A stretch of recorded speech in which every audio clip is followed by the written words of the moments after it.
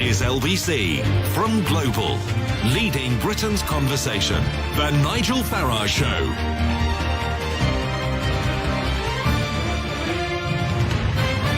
Good morning, everybody. Well, this is my last show of 2018, and I want to spend the first hour having a look back over the year. I don't think, in the decades to come, that 2018 is going to be one of those big standout years. I think it'll be one of those years that gets forgotten pretty easily, lost amongst many others. Unlike, of course, 2016, which I've no doubt we'll be talking about in a couple of hundred years' time. But I tell you what's really fascinates me, thinking about the political situation in this country. We've got two political parties, two dominant political parties. I know it's different in Scotland, but two dominant political parties. We've seen a big collapse of the Liberal Democrat vote and no great sign of that really bouncing much above the 8% level. We've seen a big collapse of the UKIP vote, and they're at around 6% of the vote, meaning two parties are totally dominating everything. And British politics has fundamentally changed over the last few decades. We are a very much more presidential-style system than we ever used to be. So it really is all about, May versus Corbyn. And I was thinking to myself this morning, just think of the year Mrs May's had. Now, folks, anyone that listens to this regularly knows I am not a supporter of Mrs May. I have never been a supporter of Mrs May. I thought she was pretty hopeless as Home Secretary and no better as Prime Minister. But I have always given her top marks for her limpet-like ability to stay on the rock despite these huge waves that continually come crashing down upon her. I mean, her year has been hard, hasn't it? She's finished up at the end with a motion of confidence being voted on by her own parliamentary party. More resignations than Donald Trump. I mean, that's saying something. It's been a very difficult year for her. And if you look at the numbers, the Conservative Party, clearly it hasn't gone up this year, it's down a little bit. If you look at her own favourability, it's fallen over the course of the year. But here's the remarkable thing, that if you go back to the very beginning of this year, you see the Conservatives were on 40% and Labour were on 41%. That was YouGov's first poll of the year. And the latest YouGov poll shows the Conservatives on 40% and Labour on 38%. I mean, nothing's changed. Literally nothing has changed, despite the appalling year she's had, despite this division, almost political civil war that is going on within conservatism. The Labour Party have made no progress. In fact, Jeremy Corbyn's personal ratings have fallen a long, long way this year, far further than hers have, and indeed people's belief in the competence of the Labour Party has fallen even more than the Conservative Party's has this year. And the reason they're both still hovering around about the 38-40% mark is that there is no new political dynamic that has come in, and if one did, it could well take a big chunk out of both of them. Seems to me that however tough it's been for Theresa May, she is still there as Prime Minister, and Jeremy Corbyn has been through a never-ending series of rows with his own party over anti-Semitism, but of late, over his own character. I mean, it's pretty obvious to everybody, isn't it, that he muttered under his breath, "stupid woman," in the House of Commons the other day. He didn't say it out audibly. It wasn't exactly the worst sin that's ever been committed in Parliament, and yet they chose to simply lie about it, thereby making a slightly tricky situation very much worse.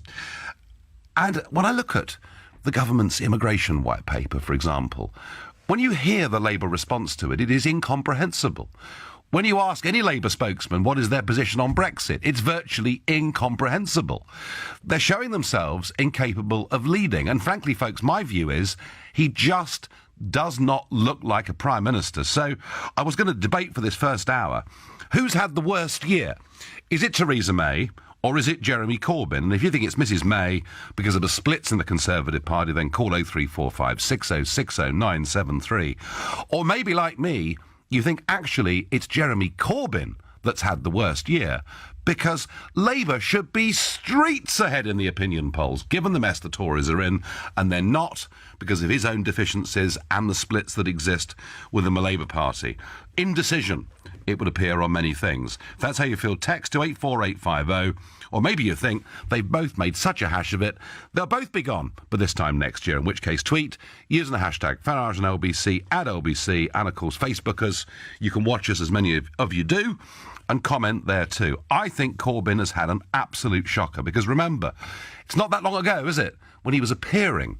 There he was at Glastonbury, tens of thousands of youngsters all chanting, oh, Jeremy Corbyn, and all the rest of it. We've moved a long, long way from that. I suppose one thing I can be grateful to Corbyn for, and he was pretty clear about it yesterday in The Guardian, is that he is resisting calls within Labour to push for a second referendum. I'm grateful for that. Mohammed is a new caller from South Shields. Good morning, Mohammed. Good morning, Nigel. She's like a lame dog. She'll not roll over and die, that Theresa May, will she? She's got more lives than a cat. Well, you have to, Mohammed. You're very good. I learned from the best, Nigel. Well, thank you. I mean, she does have a remarkable stickability, Mohammed, doesn't she? But you know what it is? It's embarrassing to say is all the mistakes that she's doing. She can't be that thick, Nigel. I mean, at the end of the day, Nigel, she's made so much. Universal credit was a disaster. Everything she seems to be doing is a disaster. And it's almost like she'll go the same way as Margaret Thatcher went out the door. And I'm telling you, that's going to happen. Well, January. Hang on, Mohammed. Yeah. Mrs. Thatcher, in the end, did go out the door because nobody can stay leader forever. But she did have some pretty astonishing achievements on the way, like massive election victories. The problem is, though, Nigel, with her at the moment is she's not listening. She's going ahead. She's a runaway train. She's going to cause immense damage to the Conservative Party. And then, to be honest with you, they'll be pleased to get rid of her, Nigel, to be honest with you. All right, well, let me ask you a question then, Mohammed. Yeah. All right? And I don't disagree with how badly she's done, and how, frankly, it all on the international stage looks a bit embarrassing, if not even humiliating for us. No, we're not other countries are laughing at one, Nigel. I know. No, listen, I'm with you. But why, if that's the situation, is Jeremy Corbyn's Labour Party not forging ahead? Because they're not. I think, to be honest with you, with Jeremy Corbyn, I like Jeremy. I've never liked the Labour Party, Nigel, to be honest with you, never. But I like Jeremy. Isn't that funny? I believe what he says, Nigel.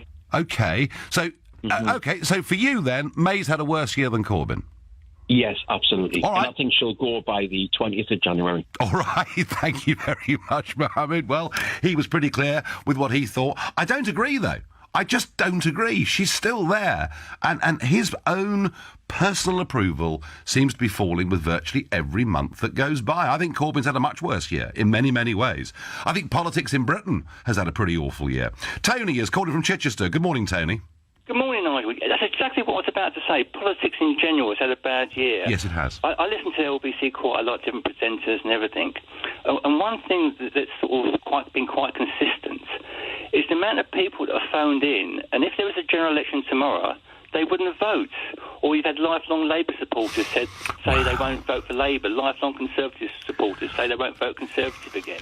And there's so many people like me. I'm a floating voter, and I voted UKIP actually last two elections. But I wouldn't vote in an election tomorrow because I wouldn't know who to vote for. Yeah, Tony, that I could actually vote for. Tony, I think you're right. I think one thing we don't get with these polls is what is the enthusiasm to vote for these parties, and I'm pretty sure that if that was sort of really dug into properly, we'd find that enthusiasm for politics and political parties as a whole must be the lowest it's been in living memory.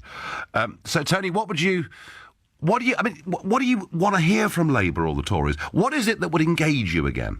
Well, first of all, I voted for Brexit, and the people voted for Brexit. But you've still got so many MPs who would want to vote to stay. There's so many Remainers, even though the country has voted to leave. Wow! And they don't listen to the people. Now, I heard George Osborne yesterday saying, well, actually, Parliament was now doing its job in that it's checking, what people voted for in the referendum. And I thought, what outrageous arrogance people like him display. Tony... Well, I knew when I voted it wasn't going to be easy, that the EU weren't going to roll over and say, oh, yes, what do you want? You know, we knew that was going to happen. They knew they were going to make it difficult. But the problem is, our negotiators have been so weak from the start. We've just rolled over and basically agreed to everything that they've said. So who's had the worst year, Tony? Is it Corbyn? Is it May? Is it a score draw, perhaps?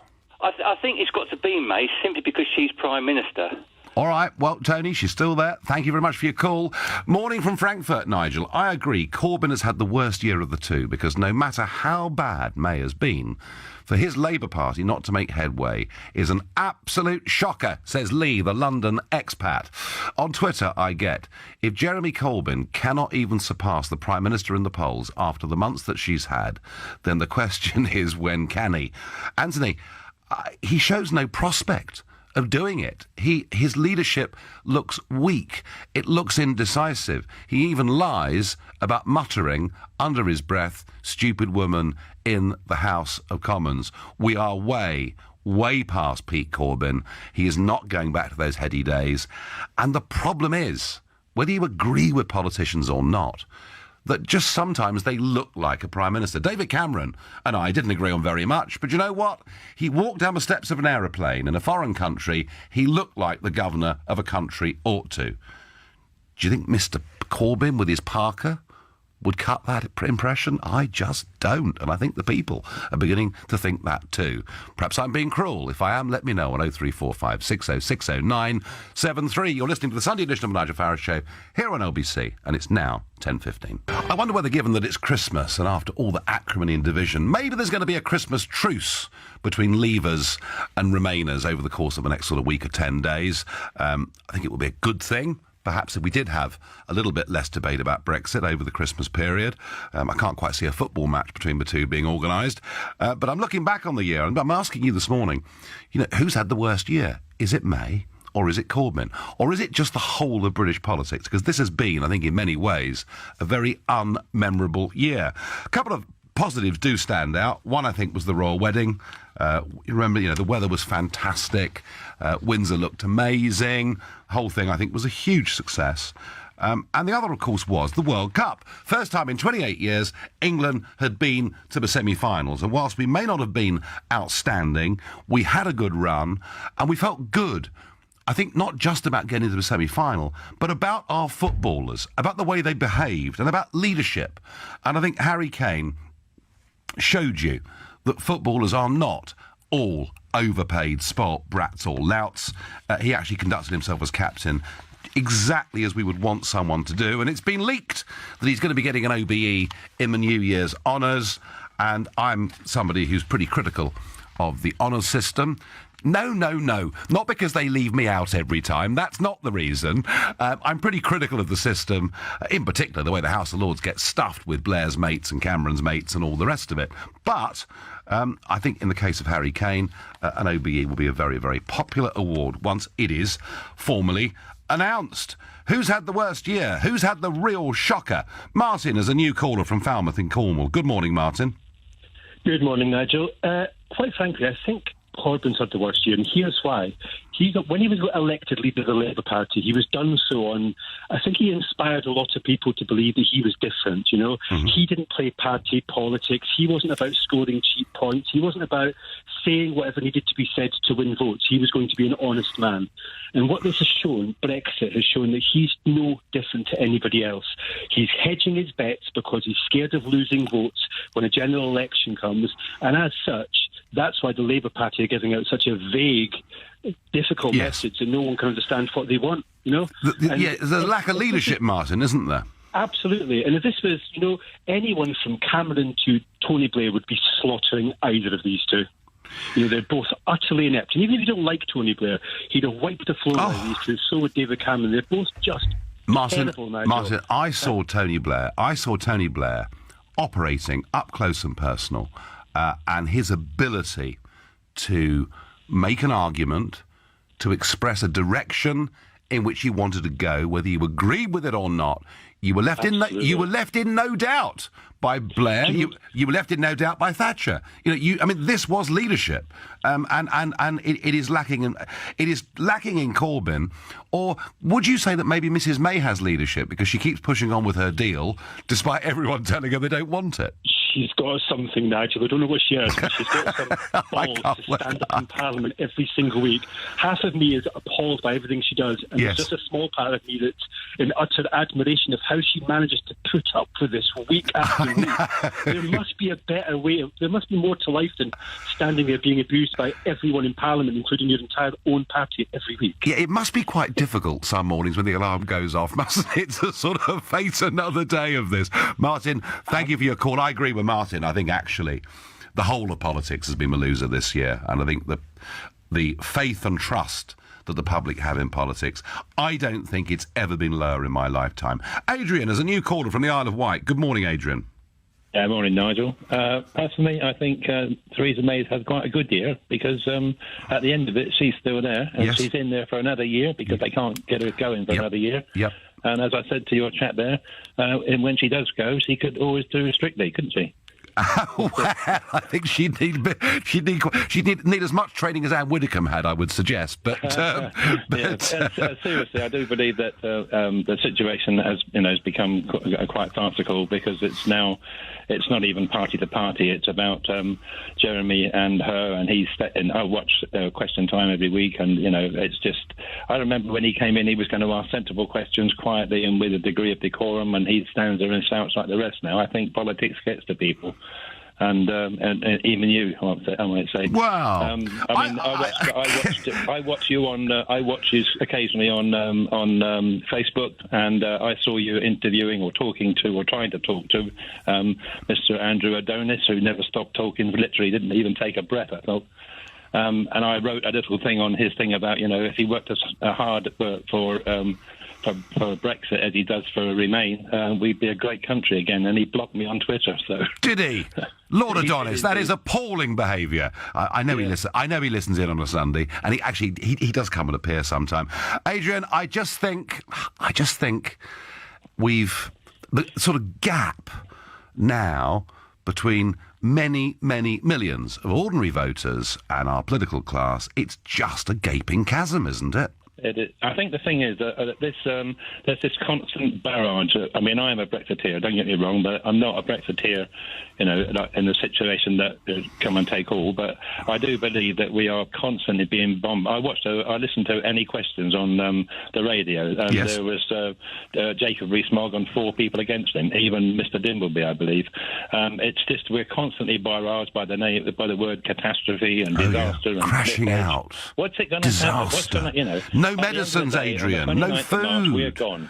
What, I mean, there could be no drinking water, Adrian. By the way, we have heard in the last 3 days that apparently all the aeroplanes will continue flying.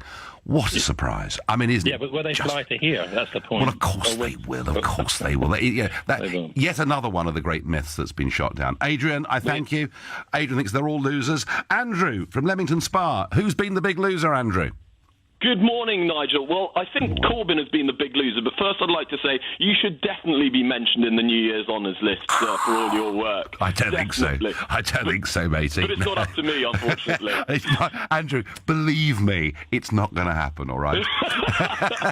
Well, stick to the radio show. No, quite simply, not out of merit, I believe that Jeremy Corbyn has had the worst year because Theresa May is winning the most sympathisers. So it's slightly by default. So, for example, I see Jeremy Corbyn muttering the word stupid and then apparently woman the other day. Yeah. My reaction is not to... I agree with you that it's a storm in the teacup. If he said stupid man, there wouldn't be it. But I didn't sympathise because my immediate reaction was, well, at least he can mutter some words when Theresa May says something he doesn't like, unlike when the national anthem is playing during the Battle of Britain I was service.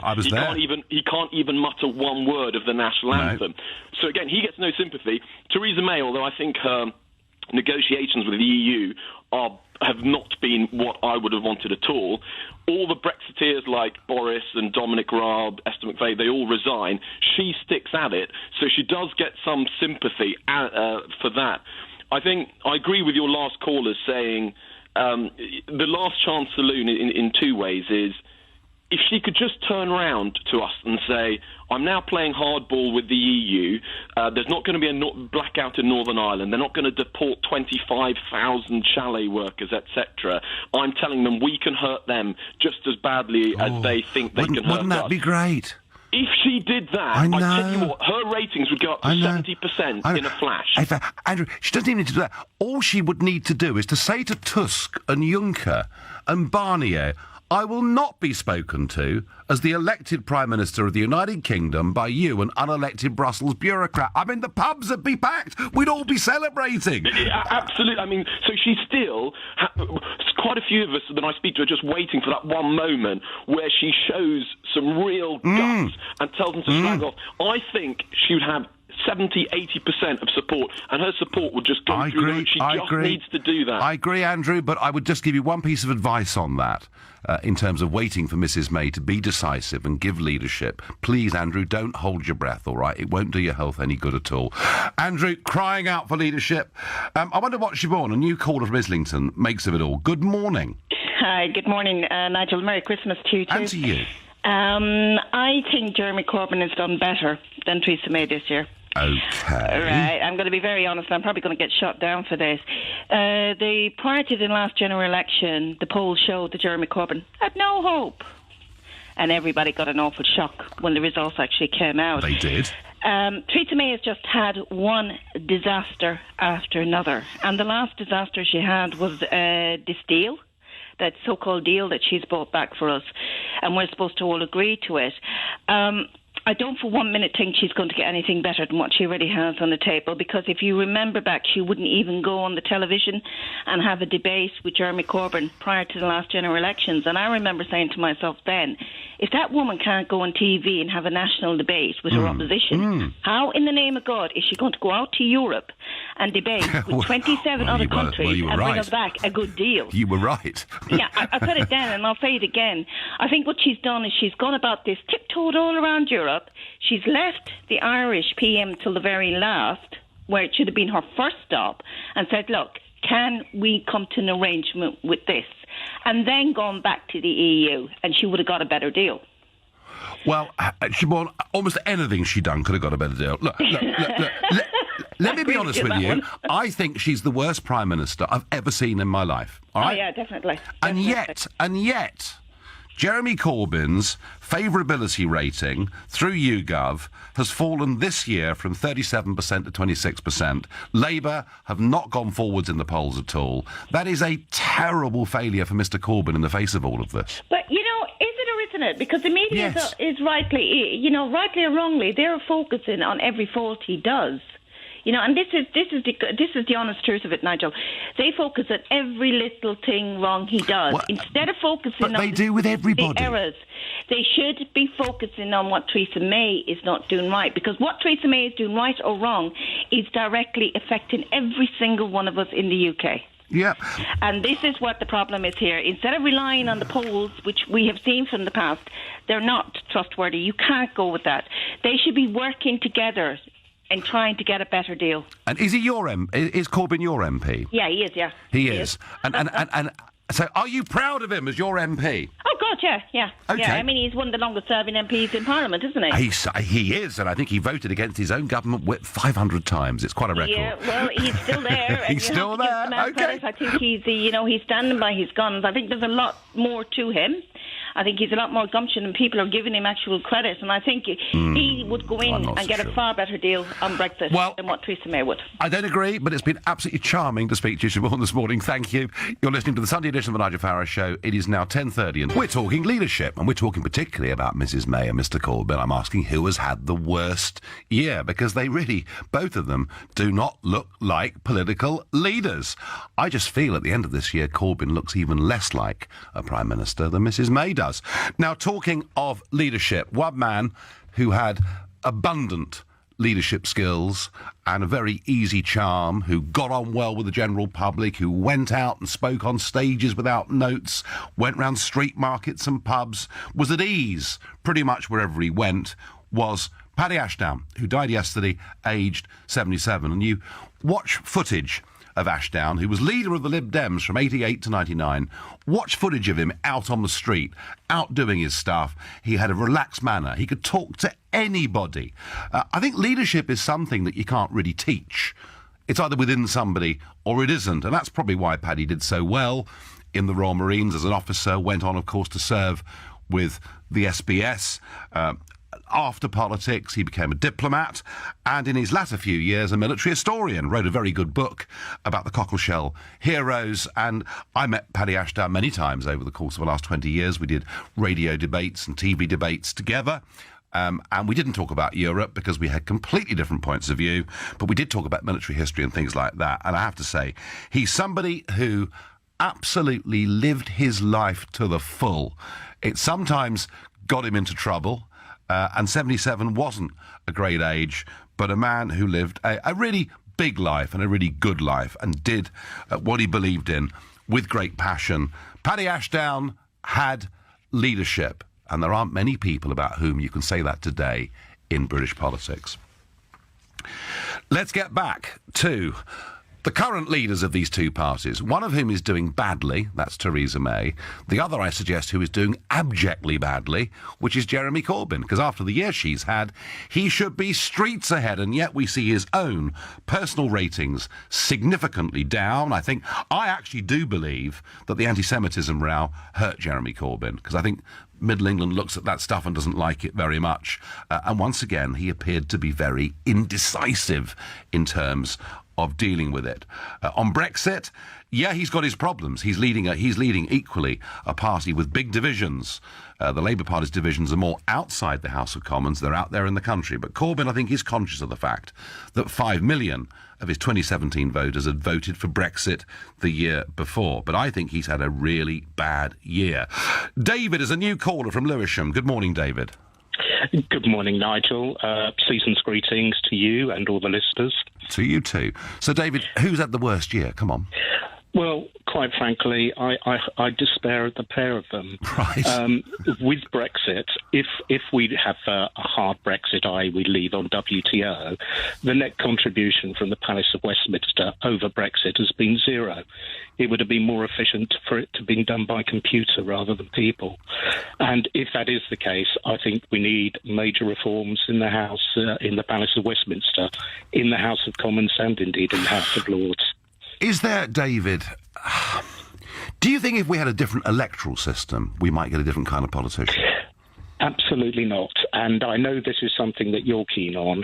And I think I could probably mathematically prove to you that first past the post is a more efficient system insofar that we get a majority in the House of Commons. Because if you have proportional representation, how can I explain it? You get over the minor parties are oversubscribed, and that leads to all sorts of problems. Well, that depends. Hang on, that depends where you set the thresholds, doesn't it? I mean, to an extent. But all I'd say is look at Italy. Italy was a nightmare until they reformed their electoral system to something much closer to first past the post. That is not the solution to what's going on in the Palace of Westminster.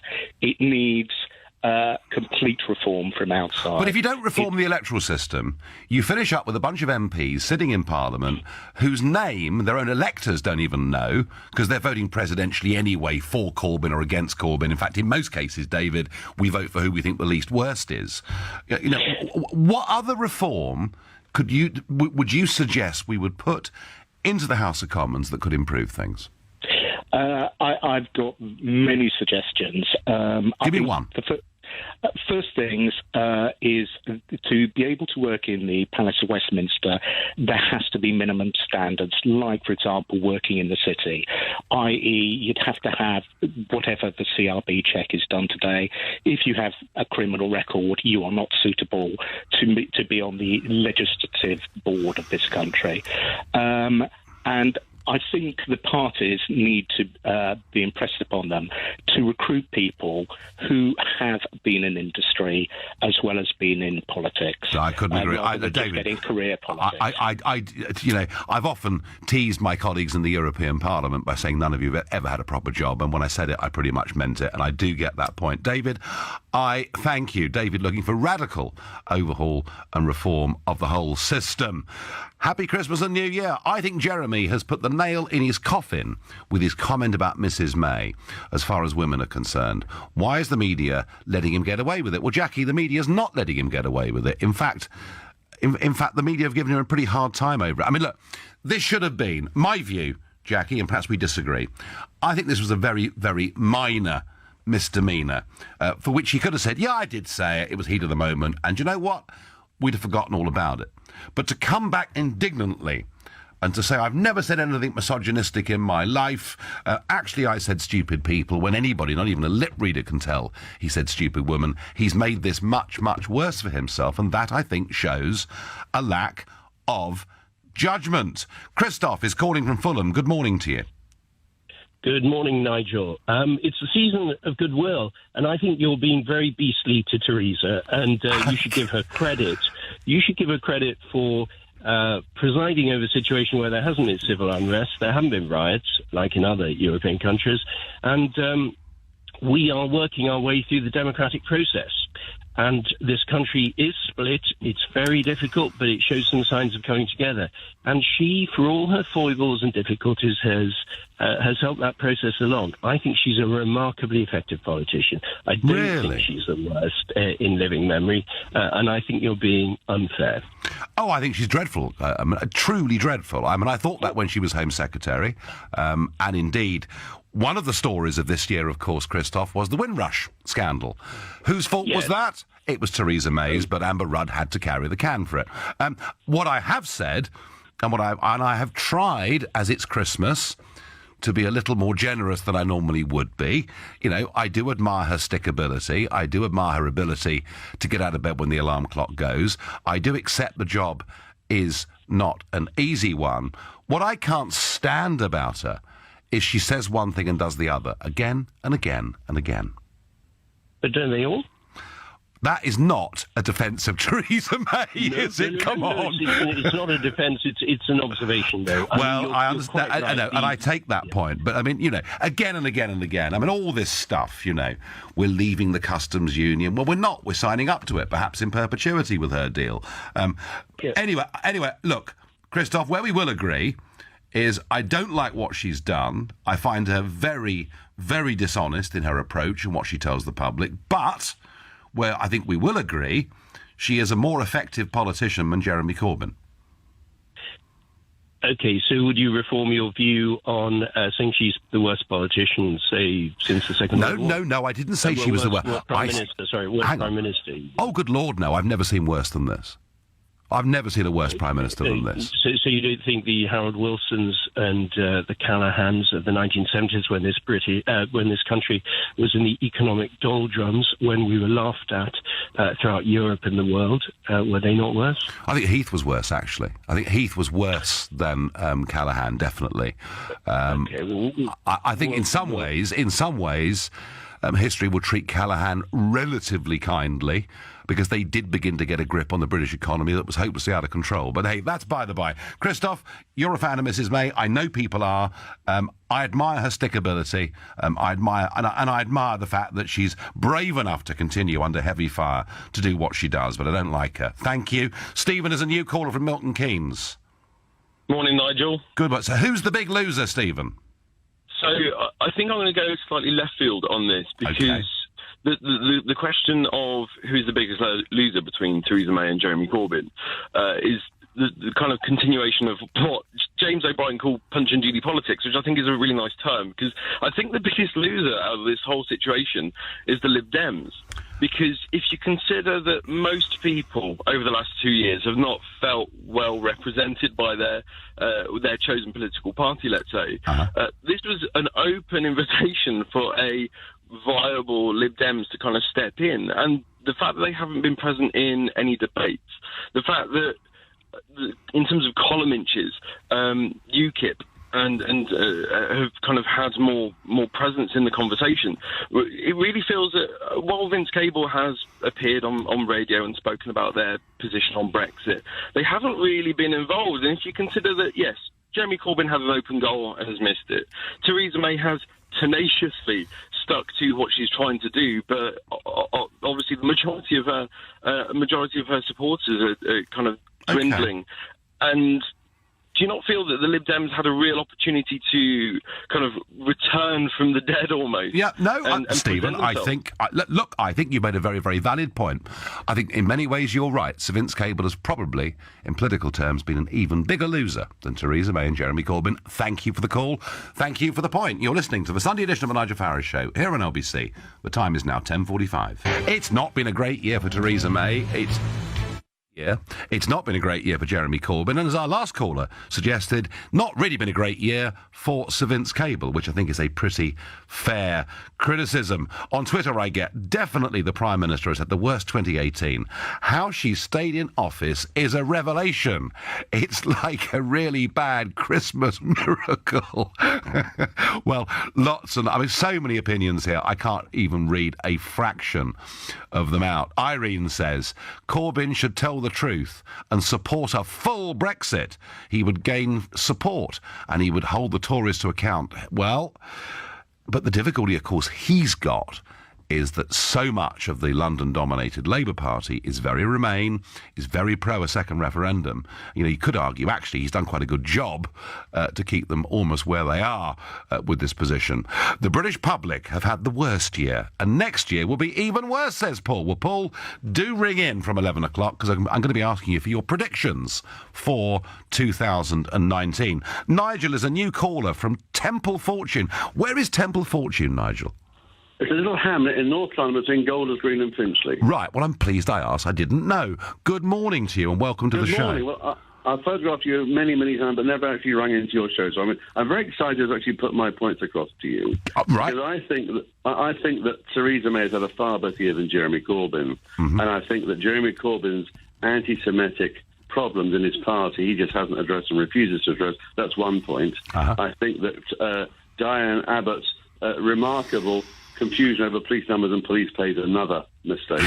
Obviously the woman should have an abacus or a calculator or maybe some facts and figures in her pocket. I also think that Jeremy Corbyn's confusion over Brexit is another strange one. And of course, last week the stupid woman comment was he got the knockout punch given to him right on the chin in the PMQs. But of course, she came back over the pantomime story. I thought it was fantastic. She said it's behind you, and he just couldn't see it coming. I think it was phenomenal. So that was a good performance from May, yeah? Oh, I think so, absolutely. It was strong, it was concentrated, it was assertive, and it was with vigour. Well, I don't like the Prime Minister, but I have to say I can't really disagree with that, because in that exchange, she got the better of him by an absolute country mile. I'm on that I agree with you. Nigel, tell me, where have you photographed me? Well, I'm a news photographer, so oh, right, okay. Including holding a pint in your hand with a big cheery smile. Okay, fine.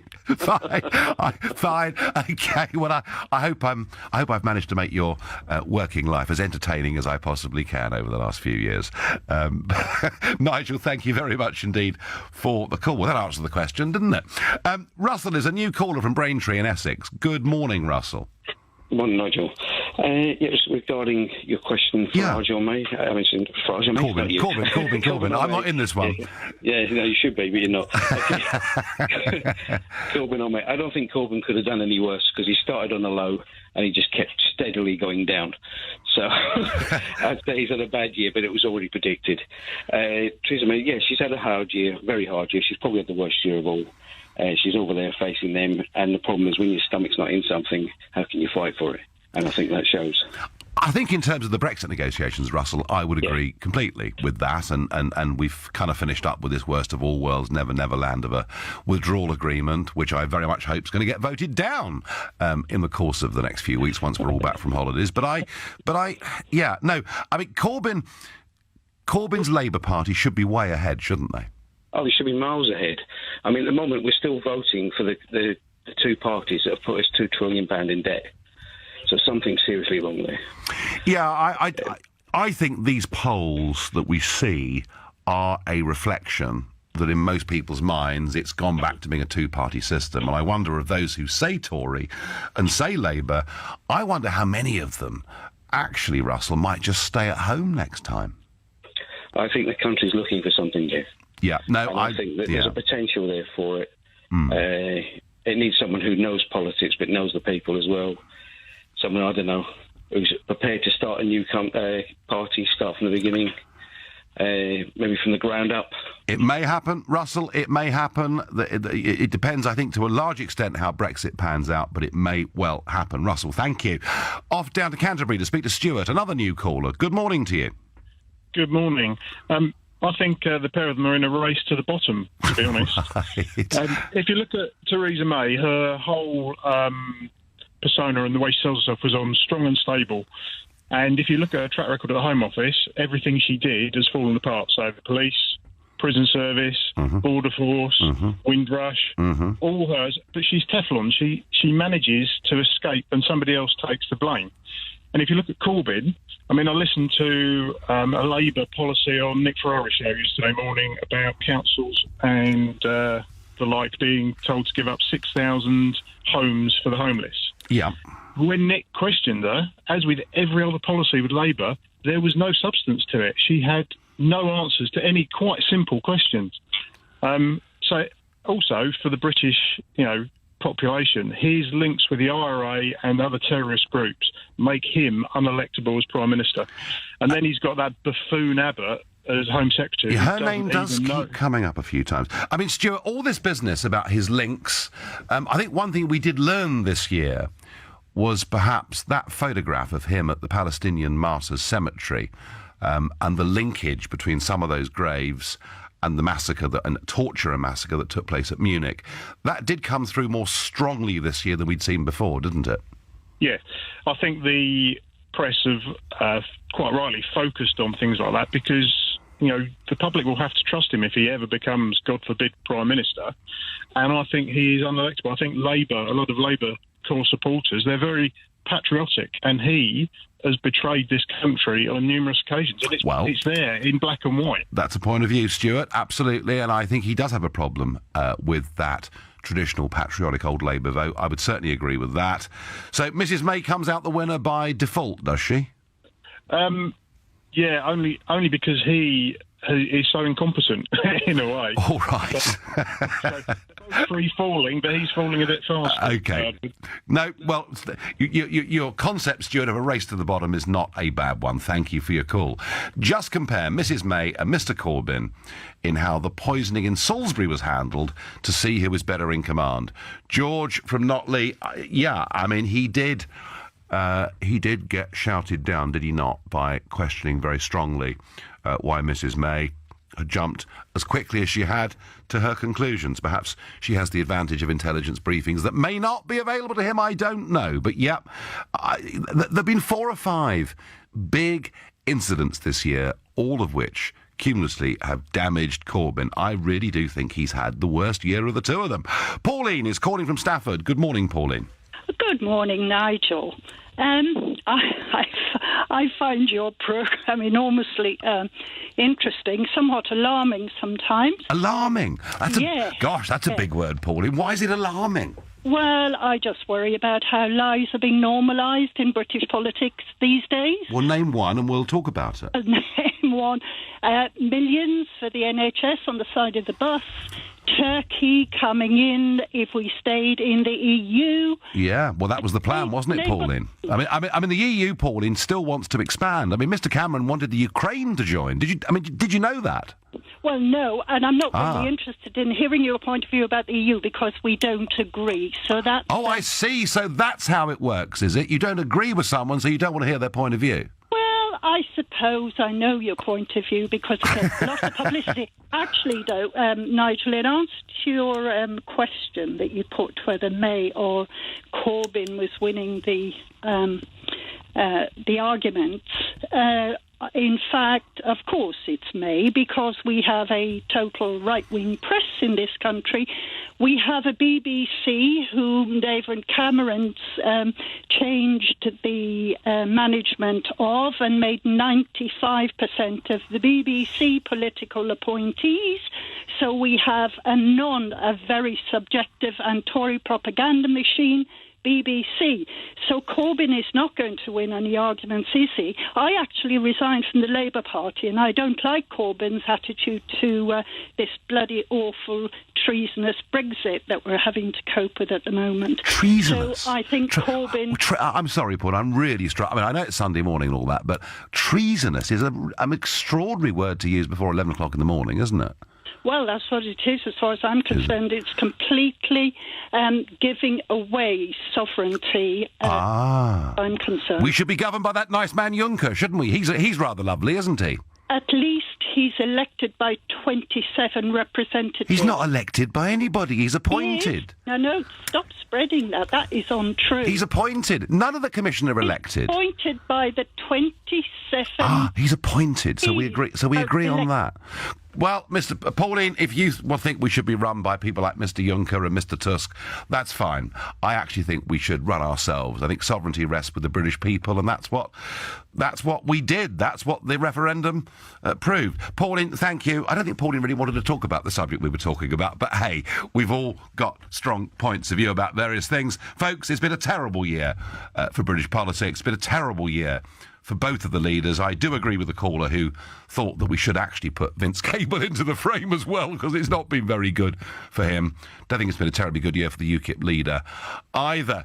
Well, that was looking back. Let's now have a little think, and let's look ahead to 2019. And it may well be the first 2 or 3 months of 2019 determine, in many ways, the shape of the whole year. So I think the first few weeks of 19 are going to be really, really busy. There'll be a big debate and vote on Theresa May's deal. At least we think they're going to vote on it. And then finally, we are on course to leave the European Union on March the 29th at 11 p.m. My question to you is, do you actually think we're going to be leaving? And in terms of Brexit, where are we going to be this time next year? If you think Mrs May's deal's the one that's going to win, call 0345 6060 973. Maybe you think there'll be a second referendum, in which case text to 84850, or maybe it's a WTO Brexit all the way. That's what I'm hoping for. Farage and LBC at LBC. There's going to be a Brexit respite for the next couple of weeks. At least I hope there's going to be a Brexit respite for the next couple of weeks, and probably you will do too. But when everything is back in full working order on the 7th of January, we will be straight back into Brexit, and we are expecting the vote, the meaningful vote on Mrs May's deal, is going to take place at around about the 14th of January, and there is a deadline in the legislation of the 21st of January. You know, we're supposed by then to have decided on what basis we're going to be leading. Angela Leadsom this morning in the Sunday Telegraph saying that if Parliament if government, holds firm, there's nothing Parliament can do to stop us leaving on WTO terms, or you can call it a no-deal Brexit, or you can call it a negotiated no-deal Brexit. But also, of course, we know there's demand, big demand in Westminster, some quite big demand in media for a second referendum, though I don't think out there in the country people are particularly screaming out for a second referendum. And also, there's a bit of softening, isn't there, towards Mrs May's deal. You can see it.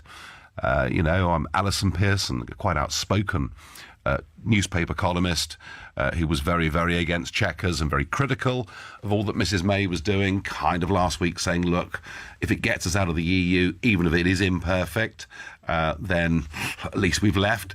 Signs that Ollie Robbins is not going to have a long Christmas break and is going back and forth to Brussels, and they're hoping to get some kind of concession. And even Boris Johnson, Boris Johnson writing and saying that if the backstop was binned or significantly amended, he could live with the withdrawal deal. So all these possibilities are up in the air. The other one, I guess, is a snap general election, although I can't really see what that would solve. So I'm asking you, do you think we're leaving on March the 29th?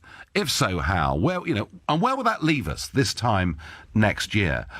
Nigel, cannot wait for 2019, the year of Brexit, WTO, and finally the Ramonas shutting up. Not because we've simply left the EU, but because they will see how very wrong they were. Leave means leave. Merry Christmas. Well, there's one determined point of view. But that's kind of, that's what you think. You think it'll be a WTO Brexit. I was told yesterday by somebody, a Conservative politician, who should be in the know, and I was told that as many as 12 cabinet ministers are thinking about a negotiated no-deal Brexit. Perhaps that's the case. We'll see. What does Sean in Portsmouth think's going to happen? Hi, Sean. Hello, Nigel. So what do you think's going to happen? I don't think we're actually going to leave the European Union next year. I think we're going to end up being kept in, and I think this has been designed by the politicians to be that way. That's why this deal from Theresa May is so terrible, because she knows no one's going to vote for this. And just a quick point on what Pauline said before the news. Oh, yeah. If she goes on the European Parliament website, Turkey is a candidate country for the European Union. She's talking absolute hogwash. Well, I know, and of course, Bruno Le Maire, the French finance minister, reiterating a point that I've heard many times before. We're building an empire, he says, and they want to continue expanding. But anyway, she was one of those rare callers, Sean, who said she disagreed with me, therefore she wasn't interested in what I thought. Generally, people who come on LBC want to have a proper debate, but hey, Sean. OK, so if you don't think we're leaving on March the 29th, does that mean that you think the government/Parliament will revoke Article 50 or apply to have it extended? It could be either, Nigel, to be honest with you. I don't think there's a parliamentary majority for us leaving in March next year, and Parliament doesn't represent the majority of the people on this one particular issue. And that's why I think what I think, because essentially if it comes to the point where we leave in March and there's no agreement in place with the European Union, Project Fear is already at DEFCON 5. We're going to be at DEFCON 10 by then, and everyone's going to be going crazy. So it's just going to be like, all right, no, Sean, not leaving. You've given your point of view, thank you. And folks, just to sort of think about that conversation I had with Sean. So the European Court of Justice ruled a couple of weeks ago that if we want to, we can just revoke, cancel, get rid of Article 50. We have the power to do that, and we wouldn't need to refer to any other government or European institution to do so, which led to John Major saying that's what we really ought to do. To extend Article 50, and this is what I have thought for a very long time, is the most likely option, even though it's not what I want. What I think is most likely to happen is we finish up with some kind of gridlock in the second and third weeks of January. I really do hope I'm wrong about this, but we get some kind of gridlock and we decide we're going to extend the Article 50 date. To do that, we'll need to get the other 27 countries at a European summit to agree. And the other point to think about extending Article 50 is if we were to extend Article 50 beyond July the 2nd, which isn't very long, is it, really? That would mean we'd almost certainly have to fight the next set of European elections. Michael is calling from Poole. Good morning, Michael. Good morning, Nigel, and a very Merry Christmas to yourself and all your listeners. Well, that's very kind of you, Michael. Thank you. And so, if you were to ring me this time next year, what would we be saying about 2019? Well, I think it comes down to one of two Christmas stockings. Inside one Christmas stocking, which will be opening very soon, is the ideal of no deal. And following on from that, the breakaway of the left-wingers inside the Tory party and the attraction of more right-wingers, potentially including yourself, to what becomes a new right-of-centre political faction within this country, supportive of patriotism, traditional values, the military, a strong global trade and economy. That's on one side, that's one stocking. If we get the other, we get more of the careerist politicians dragging this country down the way. That keeps them on the gravy train. And which is the most likely, Michael? First one. Is it? OK. So does that give you some hope that if we saw a slight realigning of British politics, it might perhaps reflect better the way people want to vote?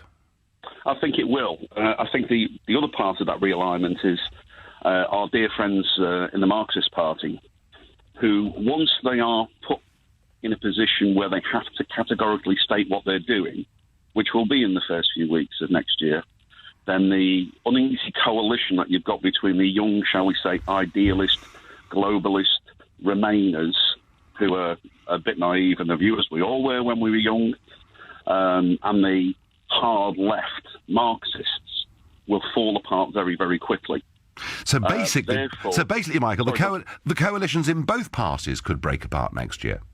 Yeah, I think so. Once the Labour Party don't really have a coalition, they have a smearing of chocolate over a very, very, very, very crusty piece of toast, and that is no personal reference to the chap leading them.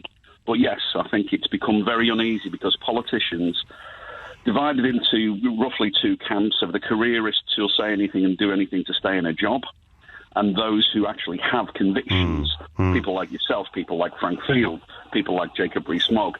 I think people now, the public, are fed up to the back seats. Okay. Those who will say anything, and they want leadership. Okay. No, Michael, you're sensing that we could be close to very, very big change next year in our political system, and it's not impossible. It's not impossible. Thank you. Kevin is calling from Rickmansworth. Good morning, Kevin. Good morning, Nigel. I'm a bit like you. What I want to happen and what I think will happen are different things. I want to leave on the 29th of March, a managed no deal. Mm-hmm. What I have a horrible feeling will happen, May's deal will be voted down again. Mm-hmm. They'll all rebel against the no deal, and we will have a second referendum. And the thing that really worries me about the referendum, and if we had another one, and I've not heard this point made anywhere, if we had another referendum and we voted to leave again, it wouldn't change anything because the MPs, the vast majority of them, don't want to leave it at all under any circumstances. They're not going to suddenly change their minds and accept that. If we voted to remain, we would be out quicker than a Malcolm Marshall bouncer. And I think it's a free roll. It would be a free roll referendum for Remain, is my view. Kevin, I have no doubt that if this second referendum does happen, and it would be absolutely monstrous if it does, but my position is I'm hoping for the best, but I'm preparing for the worst, and that I think is the right place for me to be right at this moment in time. But what do you think would happen, Nigel, if we voted to leave again? Kevin, what do you think the MPs would do? Kevin, I think we'd vote to leave by a bigger margin, because the argument wouldn't just be about the European Union's merits and demerits, but, I mean, look at Europe. Look at the state it's in. Look at France. All over Europe, you've got new political parties coming through. Euroscepticism really pretty rampant now across the continent, and we'll see that in the European elections, which get contested between the 23rd and 26th of May next year. But also, Kevin, if we have a second referendum, it's about trust, isn't it? And that referendum then becomes the people versus the politicians. And whilst in terms of narrative, that would be very divisive, that is how the referendum would be seen. And I think our political class would get the biggest two fingers up of their lives. And would Alistair Campbell then accept it? Would Anna Soubry then accept it? Would Keir Starmer then accept it? I think the answer's probably no. We could vote to leave again, Nigel, by a 60-40 majority, and I don't think the MPs would listen. They're the ones who ultimately vote on our vote, aren't they? And I don't think they'll change. So we do need, Kevin, at some point, don't we, a realignment of British politics so that Parliament better reflects how we feel on this. So something has got to happen. I don't know what. I hope you're part of it, but something has got to happen to change all this nonsense.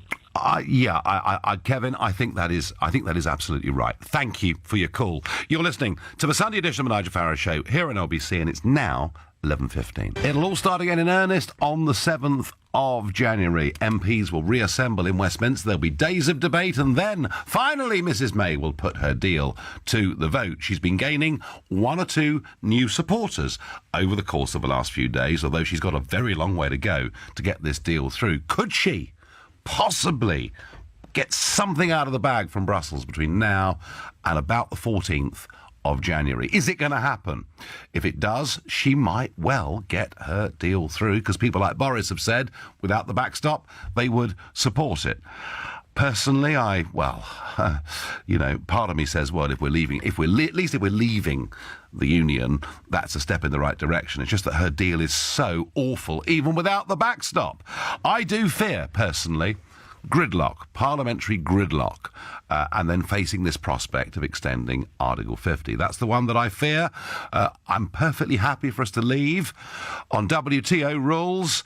All these scare stories, and already the one about aeroplanes has been put to bed, as many of the others would do. Who knows? Maybe John, our new caller from Bristol, is a visionary and has worked out exactly what's going to happen. Morning, John. Good morning, Nigel. Thank you very much for that introduction. I thank you. I think we just need to keep control of the timetable, and obviously, if we want to extend Article 50, we need Brussels' consent. Yes. So what I think we should do is we should revoke it and immediately serve notice for another 2 years to leave on a no-deal hard Brexit. That will give us time to prepare. We keep control of the timetable. Mrs May can turn around to the country and say, look, I had negotiated with Brussels. Clearly there isn't support in Parliament for this deal. Brussels haven't been willing to come and meet us, even on reasonable terms. The backstop is a crazy mechanism. The leverage that the EU has over us in the deal that she's negotiated is just ludicrous. I want to leave on a hard Brexit terms, but I want to do it in a timescale that allows us to plan properly. Would there not be an easier way of doing that then, John, in terms of she would say, and I find it very difficult to believe our Prime Minister would, but who knows? Would it not be easier to go down the Angela Leadsom route, which is that the legislation's in place already, the EU Withdrawal Act is law, we are leaving on March the 29th on WTO terms, but as that would put Europe into terrible panic too, you could then have a transition period to get it all sorted out, couldn't you? Wouldn't that be an easier way of doing it? You could do, but it would need their consent, and thus far Europe haven't been very helpful in terms of offering something which is acceptable to Parliament, to the British people. So it just allows us to keep control of the process, and we could then say... Which we've never had. Which we've never had, and it also gives us another 2 years to negotiate proper trade deals. Yes, we've had meetings with other countries around the world, and the Foreign Office, for the next 2 years, rather than spending all of their time with the Brexit team in Brussels, go and negotiate trade deals with Commonwealth countries and our friends. I've got a problem, John, with your idea. Here's my problem. The government revokes Article 50 and then tries to reimpose Article 50, and then the House of Commons vote against it. Why would it need the House of Commons to vote against it? They've already approved the serving of Article 50. Well, they've done it once, but so you would say the government itself would unilaterally revoke it and then reinstate it the next day? Yes, and Mrs May would say, I've committed to deliver Brexit to the British people within this Parliament, which would happen. Clearly there's lots of concern around the country and with MPs that maybe we're not ready for hard Brexit. I think we are, by the way. I think we could come out on the 29th of March and prosper.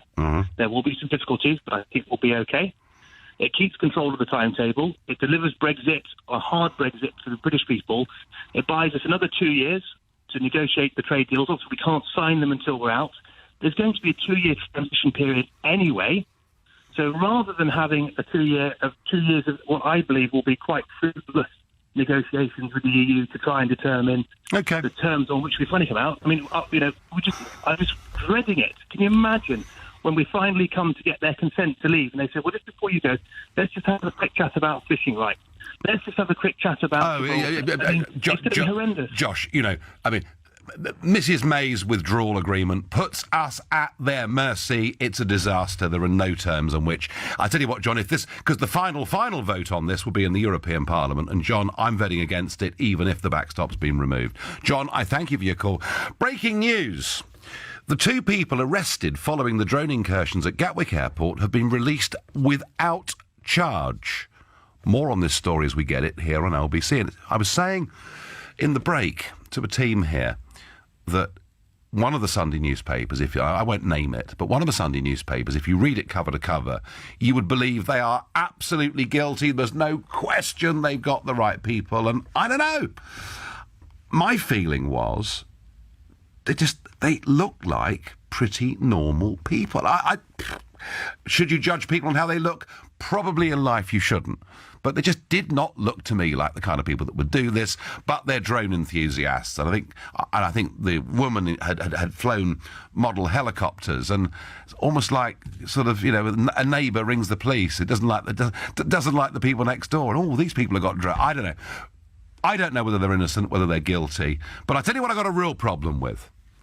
I've got a real problem with people being picked up by the police, their names being all over the news, their pictures being in the newspapers before they've even been charged. And that, I think, applies to serious sexual offences. It applies to these horrendous drone incursions that have ruined Christmas for 150,000 people. I do not think this stuff should be in the public domain if people have not been charged. Feel quite strongly about it too. Back to the topic. Back to your predictions for 2019 and several fresh new ideas coming in. Alex from Watford is the next caller. Good morning. Good morning, Nigel. I'd like to salute you before we go into battle because you give as good as you get. Uh-huh. I spoke to you 18 months ago. I'd like to remind you, you've done more damage to this country than Oliver Cromwell. Oh, right. I believe you're this generation's Enoch Powell. And you were 30 years as an MEP. What did you achieve? Sorry, 23 years as an MEP. What did you achieve? Well, I tell you what, Alex, I've been there 19 years, and I've taken a subject that everybody said could not be discussed in public and in polite company because there was total agreement of all the big money and all the big civil service and much of the big media and all of big politics, that we won't discuss this and we'll just keep it brushed nicely under the carpet. And what I did, Alex, was use the position as an MEP to start making a public argument that had not been heard in Britain for a very, very long time. And whether you agree with it or not, I think I helped make it a mainstream debate. Would you disagree with that? I would agree with you that, but Junta has said he'll do nothing to undermine the single market, which is only fair to the other 27 countries. Well, Alex, then surely the logical thing is that we leave on WTO terms, isn't it? Careful what this nation wishes for. Well, what it wishes for, Alex, and what it expressed in a referendum, despite having the whole world telling it not to, the one thing we expressed in the referendum was we want our independence back. Now, it is now up to government and parliament to deliver because they promised us they'd abide by the result. Let the people rule. Let the people have their final say. Well, they have had a say. They have had a say. I mean, Alex, why do you, and this is very interesting, why do you think it is so damaging for us to become an independent country? It's, take unity as strength. Unity is strength. If we're standing outside of this European countries, who are we? Who are we? We're now becoming, it just doesn't roll in my head. It took 40 years to wrap this up. It will take 20 years to unwrap this. She won this referendum on a dodgy ticket. You turn around and said, and I believe you, the banner bus was nothing to do with me. And I believe you. But it's got to be, the facts have got to be brought to the English people and say, look, these are the facts. What do you want to do? Well, the facts are, I mean, the only facts that we can agree on is either we become an independent country or we stay part of a political union in Europe. And I'm putting that completely objectively, that actually, and yes, there are all sorts of sub-arguments that go on about immigration and money and all the rest of it. But Alex, what I don't understand, and clearly you have your view very, very strongly, what I don't understand is why you're so fearful of us becoming an independent country. I just don't get it. The referendum was won on a dodgy ticket. Well, no, I agree with that. In 1975, we were told it was a common market and just about business. It was the biggest lie, probably in the history of British politics since we started. But you were surprised on the results of the referendum. You did a double take. You couldn't believe your luck when you won on the morning. After 10 o'clock had gone, I was prepared for whatever was going to come. Alex, what do you think? Right, we clearly have different views on this, strongly different views on this. I want to ask you, what do you think is going to happen next year? I think people will come to regret their decision. I honestly do. So you do think we'll leave, yeah? I think we'll leave. I'm not sure. Who knows? Well, that I think is the truest comment that probably anyone is going to make this morning, because none of us can tell what's going to happen from here. But you fear we'll leave, and then we'll come to regret it, yeah? I'm very concerned about May. She's closed down 100 police stations. What else do you expect is happening on these streets? You know, she didn't have a solid instructions to go out and get this deal. It wasn't thought of through. We should have got what was on the table first, then gone to the nation and said, look, do you want to get out or do you want to get out? But we've done it. But we've done it. We've done it. Alex, we're not going to agree, but we're going to be civil with each other because it's Sunday morning and it's Christmas, and that's very important. It's also important, folks, in terms of our broader national debate, you know, that we start to have a bit more understanding that other people who have different points of view, it doesn't make them evil. And I think there's way too much happening with our young people at schools and universities. They're being taught one side of an argument is virtuous, the other side is evil. That is bad. Democracy used to be more important and much bigger with that. David asks me, just a point, if Article 50 is revoked, does that mean it could never be triggered again? We must read the small print. No, David, it could be triggered again. A previous caller suggested we do it. I think the European Court of Justice, in doing this, in allowing us to revoke it, they think they're being really clever. Actually, they might find the Italians start running rings round them. Not perhaps as bright as it looked to begin with. You're listening to the Nigel Farage Show here on LBC. It's 11:30. So are we leaving on March the 29th? And if we do, how's this country going to look next Christmas? I guess there's a key component here that it's pretty much impossible for us to answer because we don't know. Because it concerns the Prime Minister. The Prime Minister has her deal. She's going to continue pushing for it. She's going to continue to try and get Ollie Robbins to get a concession of some kind out of Monsieur Barnier. What if, after everything, her deal falls? She has indicated, over the course of the last few weeks, that we're now preparing for a no-deal WTO Brexit, and that negotiations are going on how we deal with borders and flights, and one or two of these questions have been answered already. What we don't know is, in her heart, if she cannot get a deal through, will she stick with the current legislation and take us out on WTO terms, albeit with some kind of transition? Because I think if you told German industry now we're leaving on March the 29th and reverting to WTO tariffs, I mean, they would have a collective fit. And I'm sure that Mrs. Merkel and the others would then be saying to us, hey, we need some time. Somehow, we've got to find some time to make this work. And that would have to be outside the Article 50 framework, but some method would have to be found. And that, I guess, is the one part of this that I simply don't know and I can't answer. Paul in Greenwich suggests what I can guarantee is if Parliament votes down May's deal, hundreds of thousands of leavers will descend on Parliament demanding democracy is carried out. Well, Paul, I have got no problem with hundreds of thousands of leavers descending peacefully on Parliament, but however strongly we feel, I don't think it does, particularly for either side, to be abusing MPs, political figures from the other side of the argument. And I know we've had it from both sides of the campaign in the last few weeks. We should be trying to do this peaceably. That's my strong feeling. Chris is a new caller to the show, and he lives in Bath. Good morning. Good morning, Nigel. Thank you very much for taking my call.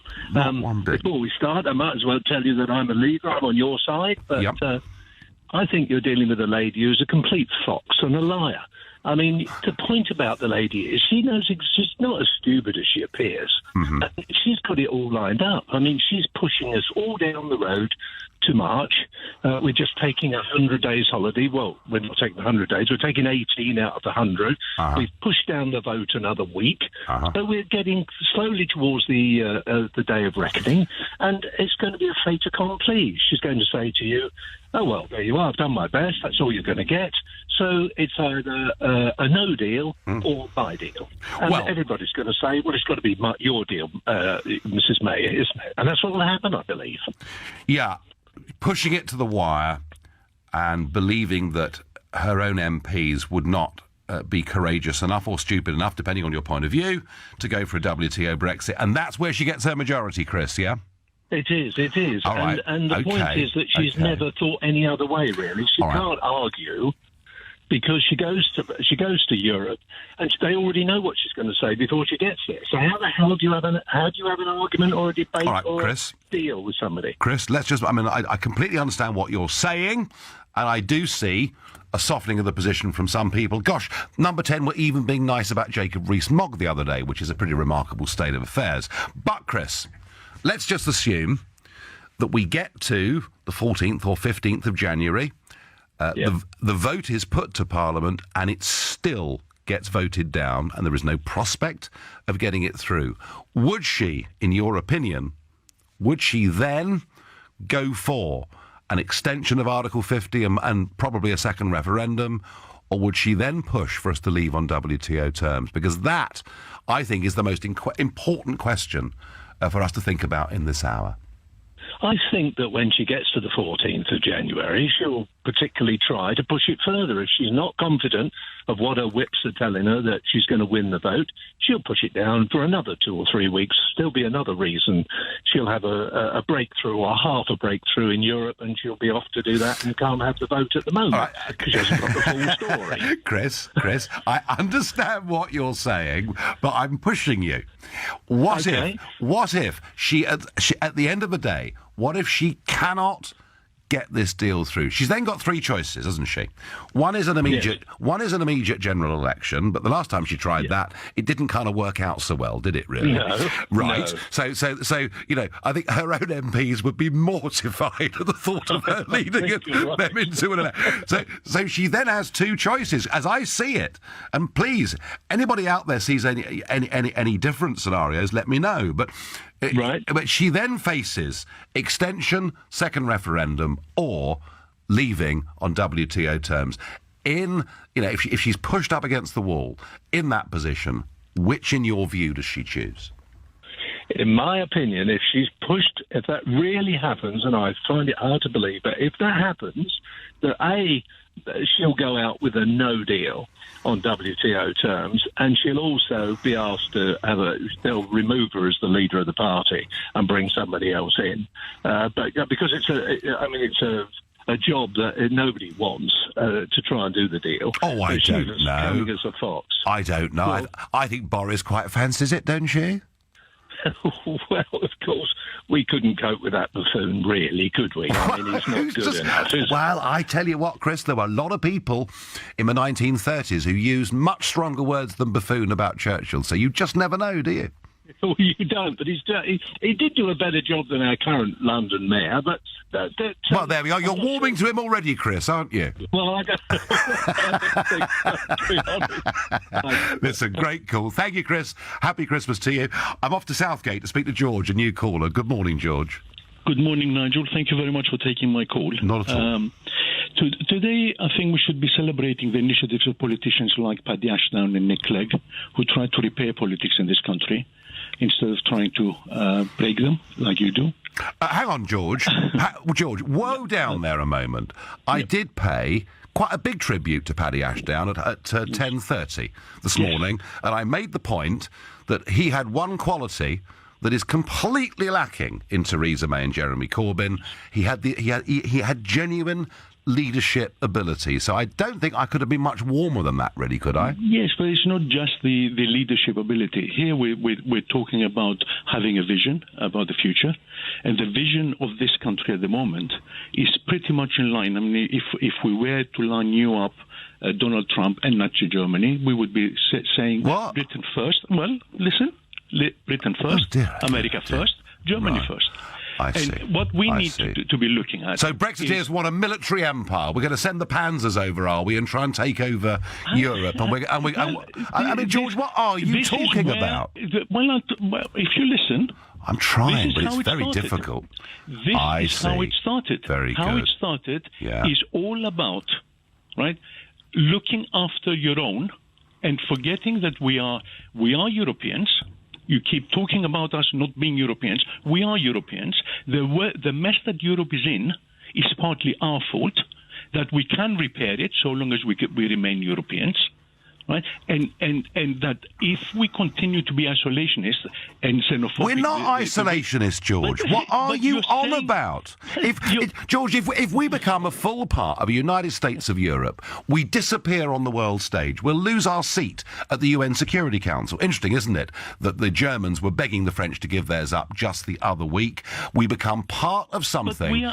Hang on, George. Hang on, George. The European Union is beginning to represent a very more business-orientated form of communism that we had from Soviet Russia, where they removed voting rights from people. They have total sovereignty. I'm all for, George. I'm all for a Europe of cooperation, a Europe of trade, a Europe of friendship, and a Europe based on nation-state democracy. But, George, I actually think, your dire warnings apply much more to a centralised, undemocratic form of government based in Brussels. Yes, and you're saying that we cannot change that. No. There are 27 countries in Europe. A lot of them share our concerns. Well, George, things change in the same way. George, look at the history of this country. Things changed over a period of time. George, the opportunity to change Europe came up, or the European Union came up, in the Constitutional Convention a few years ago, and they decided to stick with the current model. It's called the community method, and it means that the power to legislate is in the hands of the bureaucrats. And to change any of those treaties needs unanimity. George, we could be we spent 40 years trying to reform elements like the Common Agricultural Policy. You can't go on banging your head against a brick wall forever. Nigel, a minute ago you were saying that it was David Cameron who wanted to bring Turkey in. Ukraine, I said. That was a British. Yeah, you were saying that. Yes. Oh, yes. Oh, George, and listen. a lot of other countries. Of we were course. a part of that. To pretend that we've got nothing to do with that, we had nothing to do with it, and we're not going to have a say in future. Right, is misleading people. In much the same way, it is quite misleading to say that 52 people of this country, 52% of the people of this country voted to leave without a deal. You're the first person to say that we need a deal. We voted for independence, George, and I said... Yes, you voted for independence, George, you're going off on a different subject here. Look, I think the whole thing's a monstrosity, all right? The idea that people like Juncker run the thing is abhorrent to anybody that believes in democracy, and it isn't going to change. Let me quickly ask you, what do you, despite your strong belief in the United States of Europe, what do you think will happen next year? I'm not. I did not say that I've got a strong belief in the United States of Europe. It sounded like it. I said that the current situation in the EU, we have contributed to that. We are part of it. Our idiot politicians have, George. Our idiot politicians have, and the people have said no. George, I'm going to move on. Going to go to John, a new caller from Pinner. Good morning. John, I've got a lot of callers coming up who want to tell me how much they hate the EU or love the EU, but what I'm really trying to work out is what we think is going to happen in British and European politics over the next year. Good morning, Nigel. Good morning. Listen, I was born during the war in 1942, and I'd seen the duplicity of the politicians throughout that time. And I believe what's going to happen is actually much simpler than that. I think what is going to happen, because we have so many Remain MPs, and they've made such a big thing about the backstop, I think that Theresa May has worked it out with Juncker and all that lot, and they're going to take it to the wire. Then they're going to give way a little bit on the backstop, and all the politicians will say, oh, what a hero, she's done it, she's bowed us here all over again. And then I think what is going to happen, they're going to vote for her deal, and we won't get out until it collapses, the whole thing, in about 5 years' time. So basically, John, we'll finish up with Brexit in name only. In fact, it'll be even worse. I think that's what's going to happen, but my views are entirely in line with yours. But I think that's what's going to happen. I think they're going to stitch us up again, as they've done all throughout the whole thing. Well, John, she was facing defeat by... a massive 150, 180 margin the other night.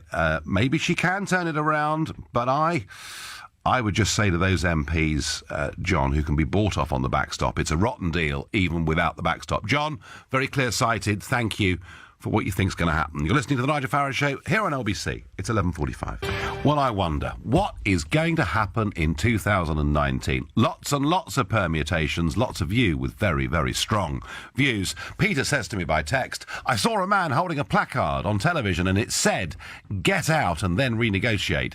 I think that's the best way. Well, it may well be that in terms of dealing with the Junkers of this world, it really would have been the only way to approach them. Pat is calling from Devizes, and we've spoken before. Good morning, Pat. Good morning, Nigel. So what is going to happen? Come on. My fear is that because of the arithmetic of the House of Commons, her bill will be defeated, Article 50 will be extended, and there will be a second referendum, or a third referendum, and the question on the ballot paper will be May's deal or remain. Oh, it can't be that, Pat, can it? I have heard Labour politicians already saying, Caroline Flint already saying this. Well, and I tell you that in those circumstances, Nigel, and you know that I was I voted to not stay in the EU on my very first ever democratic vote. I remember you saying in that, the first election, and I have campaigned to leave ever since. And in those circumstances, I would have to vote Remain. What? Why? Because May's deal will lock us in limbo forever. All right. There will be no opportunity to resubmit. Well, Pat, can I put Article 50? Can I put a different argument to you, Pat? Right? Please do. If we finished up in a situation where we were asked in a referendum to vote for Mrs May's deal or Remain, and this, by the way, is what Sir Vince Cable, the Liberal Democrat leader, is a champion for, plus a few other MPs. If that was the question we were asked, Pat, I would encourage a full national boycott of that referendum. It would be illegitimate in every single way. And it seems to me that if they got less than a 30% turnout or whatever it is, it would have no validity. They don't have any validity for what they're doing, but it doesn't stop them. No, but I think if there was... The one thing that this if there was a big boycott, Pat, if it was a big boycott, the referendum would have zero legitimacy. I don't think they care. I think the one thing that this year has shown us with absolute clarity is what an inadequate, duplicitous bunch of politicians we have been electing over the years. And by God, it's our own damn fault because we're the people who go to vote. Well, Pat, I think I agree with that. And when I heard George Osborne yesterday saying what a good thing it was that Parliament was now dealing with the Brexit vote and beginning to sort of, gradually water it down, and he thought that was a very good thing, I thought, wow, you're the kind of people I've been fighting. Pat, thank you for that. Have to say, I do honestly think if we got a completely false question in the second referendum, I think a lot of people just would not vote. Moving to Finchley, speaking to Daniel. Daniel, good morning. What do you think is going to happen? Morning, Nigel. I'm happy to come onto that in a second, but I just want to ask you a couple of questions first. No, I'm asking you a question. What do you think is going to happen next year? Okay. I think what will happen is that we will come out of Europe. Yep. That I can see or the then European the rest Union. as the European Union. I can see the rest of the European Union breaking up. You're already seeing signs of increasing nationalism that's happening, not throughout just Europe, but the whole world. And so my question to you is, I don't disagree with a lot of your thoughts around the European Union and the impact it has on the UK. But life is compromised, any relationship. And if Europe does break up and we do end up incrementally stepping towards where we were 50 years ago, 100 years ago, as far as the way that countries and nationalism and protectionism takes us, is that worth it? Well, Daniel, here's the key, right? The desire to live in a nation state and to respect that bloc and to be prepared to pay your taxes to it and in extremis to defend it or help it, that is normality. That is what people right across the world want. And this is the key point, Daniel, provided nation states are genuine democracies, they do not fight each other or go to war with each other. Where the nation-state model falls down is if it's in the hands of a dictator, if it has no democratic system, or it has one that has broken away. So, Daniel, I think a Europe of democratic nation-states working together as good, close neighbours would be a lot healthier and a lot better than the European Union that we have today. Well, the theory sounds great, but the reality of it is, and look back at human behaviour and how people have behaved, that ain't going to happen. Daniel, there is no example of a mature, functioning democracy going to war with another one.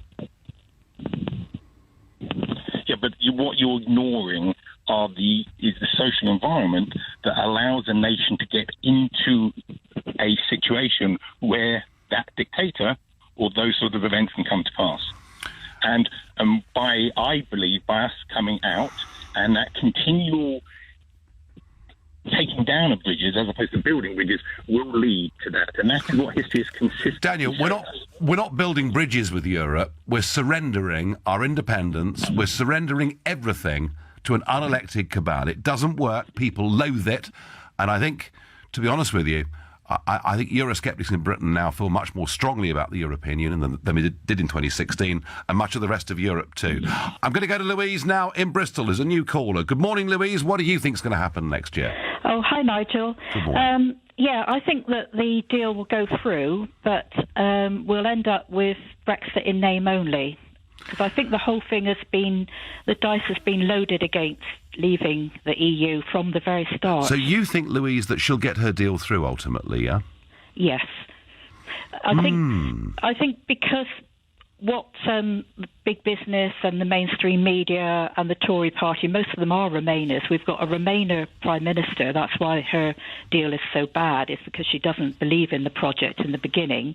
And they'll end up with something that is very similar to what we had before. But I think that now, in a sense, the genie is out of the bottle, and people will, they know that they can push back against the EU, and it's happening all over Europe, as you alluded to earlier. Absolutely. I think there's a huge amount of complacency about what is happening in Europe and the rise of Euroscepticism and the austerity that the EU has imposed. You know, they've crushed Greece, they're trying to crush Italy. It's horrible. And now they've taken voting rights away from the Poles and voting rights away from the Hungarians. It's all a bit like the Brezhnev doctrine of limited sovereignty. It really, really is. It really they're imposing the movement of people from the Middle East and Africa, and I'm all for helping those people, but to have large numbers of people moved from those countries into the poorest neighbourhoods of Europe is a disaster. Well, it's not working, is it? It's not working. No, it isn't. The genie is out bottle. Something positive will come out of this, I'm sure. Right, but you think Mrs May gets her deal through, Louise? I think she will, because... few of you think that this morning. It's interesting. Yeah. I mean, I hope that, that the will of the people prevails. We have 17.4 million people voted in very high turnout to leave the EU, and that's what we need to do. Yeah, OK, Louise, thank you for your call. Happy Christmas. And, many would argue, I'd argue, that we reinforce that in a general election. Now, Paul's got some advice. He says, make the most of your Christmas dinner, as it'll be the last one you get. There'll be no turkeys if we leave with no deal. I've got time for one last caller this year, and it's going to be Ralph, who I've spoken to before, from Eastbourne. Hello, Ralph. Hello. I think if they they will try very hard to get this deal through, and they may succeed on the second vote. And if not, I think Parliament will extend Article 50, which probably will mean we'll remain in the EU. Or put it to the people. If they put it to the people, then it will tear the country apart. Well, I think, Ralph, if we were not to leave, then I think we would see a complete realignment of our entire political system, and I expect behaviour that I would not encourage. Ralph, you had a caller on who said that leaving the EU was treasonous. Now, I take exception with that, because I want to say that Theresa May's agreement, it flies in the face of our Constitution, and that is why I believe that all MPs who vote for this deal are the real traitors to the people of this country. The one thing... It's a very strong word, Ralph. Yeah. The one thing that got me interested in looking into the EU several years ago was an appalling discovery I made it's not something you're likely to hear on the media. Do people realise that all the governing bodies of the EU and the tens of thousands of people who work for the EU all have lifelong immunity from prosecution? If they work for the European Investment Bank and many others, in the course of their work, the protocol of the privileges and immunities of the European Union, it says all officials and all other servants of the Union shall be immune from legal proceedings in respect of acts performed by them. No, Ralph, I get it. Ralph, I'm going to let you go. Ralph, a committed leaver. We'll have to wait and see what happens. It's going to be a dramatic start to next year. Now, I'm done for the year with you. LBC have put together my top 10 moments of the year, which you can go to lbc.co.uk to look at. I'm off for a proper break. It's going to be the first proper break I've had since I had that plane crash and was in hospital back in 2010, and I'm excited about going away. I'm going to come back fit. That's the ambition. I'll be here on Monday, the 7th of January. At 3 o'clock this afternoon, it's Ian Payne. But up next, it's Matt Stadlam. Nigel, I hope you have a very happy Christmas. Thank you, and to you. And I'll tell you, one of the things I've enjoyed about 2018 is our little chats, because although we disagree about a lot, I think it's important that we keep talking. That's how democratic debate should be. Exactly.